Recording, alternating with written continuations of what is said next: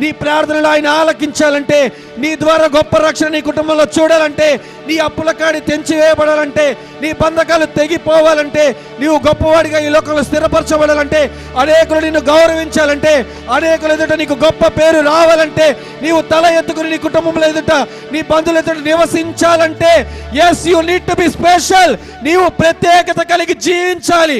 అటువంటి ప్రత్యేకమైనటువంటి భక్తి జీవితం కావాలని దేవుని దినమును అడుగుతావా? ప్రత్యేకతను కాపాడుకుంటావా? పరిశుద్ధతలో ప్రత్యేకత, ప్రార్థనలో ప్రత్యేకత, స్తుతిలో ప్రత్యేకత, ఆరాధనలో ప్రత్యేకత, కుటుంబం కొరకు రోధించడంలో ప్రత్యేకత, విజ్ఞాపన చేయడంలో ప్రత్యేకత, మోకరించి దేవుని ఆరాధించడంలో ప్రత్యేకత. ఏది నీ ప్రత్యేకత? ఏది కాపాడుకుంటావా ఈ దినమున? దేవుడు నిన్ను చూసి నీ ప్రత్యేకత ఏది? ఏదైనా ఒక మంచి విషయం నీ గురించి చెప్పమన్నప్పుడు చెప్తావా?